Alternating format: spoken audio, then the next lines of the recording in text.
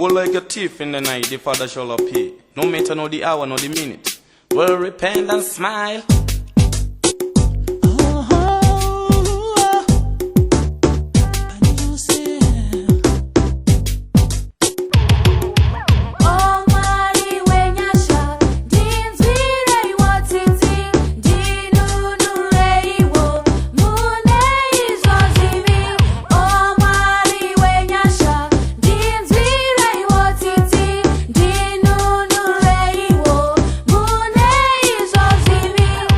Mwari baba kandiregererei pane zvose izvo ndakatadza.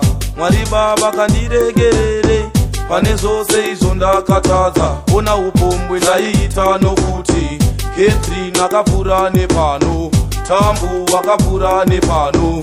Ziko ndakadana naye ini, Chibwa ive meza rangu ini. Asi Mwari ndinokumbira ruregerero pane zvose izvo ndakatadza. Ini ndiri wari yenyu yakarasika, asi zvino ndoda kudzoka mudanga.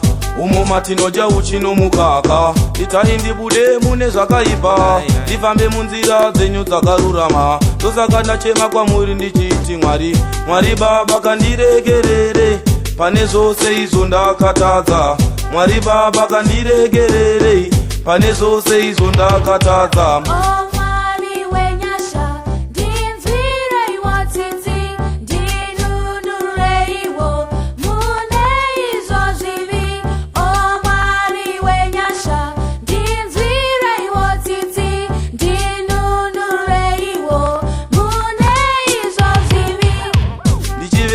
Bhaibheri renyu mambo, mubhuku renyu iro ramavambo.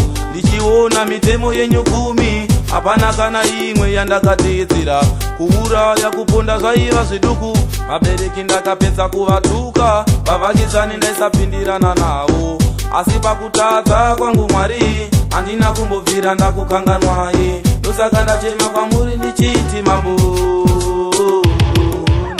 Mwari baba ndiregerere pane zvose izvo ndakatadza.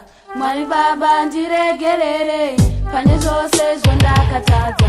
Mugomba reshumba wakabuda Dhaniero, ini Mwari ndinokumbira ruregerero. Itai ndisatye saJeremaya, uyo waisekwa nevasingazivi. Itai ndikunde vavengi vangu Mwari, sokukunda kwakaita Dhavhidha. Goriati aive murume wesimba, nokuteerera Dhavhidha akakunda. Kana kuri kutungamira mambo, itai nditungamire saMozisi.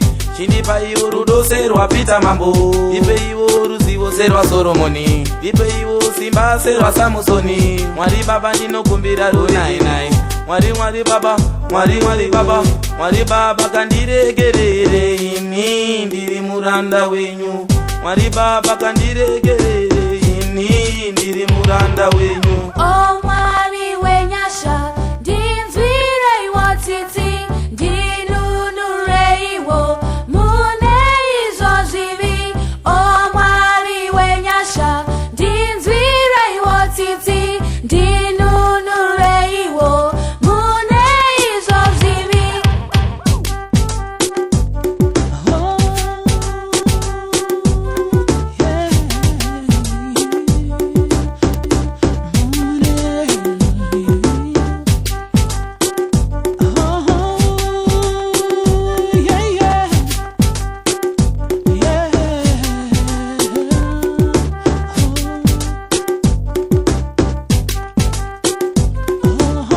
Mwari baba ndiregerere pane zvose zvondakatadza.